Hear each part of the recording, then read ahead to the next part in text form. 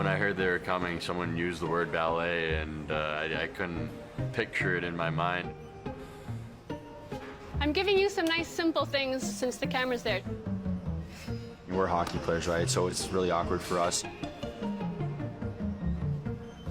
We look pretty silly at times, but if you're willing to go through that, you know, the benefits are there.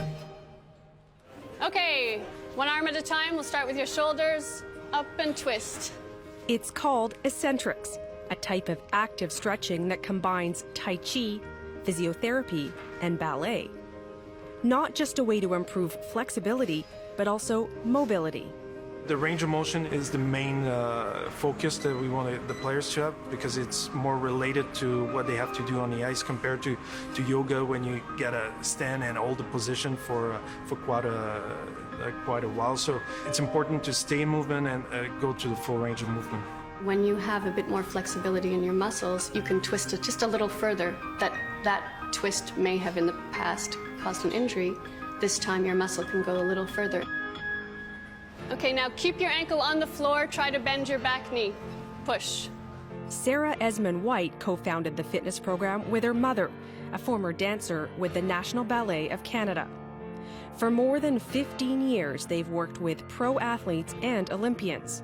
In 2012, the Montreal Canadiens hired them to run classes about once a week, in part to help reduce man games lost to injury.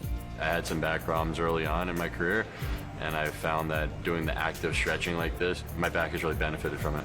Hips are always the worst with hockey players. When you come into the season and you get on the ice right away, your hips are always tight, groins as well too, so we focus a lot on hips. We don't have a week in between games, so there's not much time to make sure you're doing all this little things that your body might need. So it's when you can get in here and have a class like this, it kind of speeds up the process. Move your fingers. There's one person in here who needs scar tissue in their fingers. Worked flex. You got guys that love it, you got guys that struggle a little bit more, but we can see over the year, over the seasons, that the guys are getting better at it, and they're opening up, and they're ready to play and to stay healthy the whole season. You guys could teach this by now. You've done it so many times. Bend. They're not dance moves, just a little something for David. As beneficial as the workout is, players will be the first to tell you their movements are not quite as graceful as those they make on the ice. I'm not a very limber guy, and they put me in some positions that I'm not normally used to going in. Keep your back up, Brendan. This isn't a strict class where you have to do something perfectly. You can laugh at the person next to you, they'll laugh back at you. I get made fun of the most, probably. I'm not very flexible at all. They all think that they're the worst.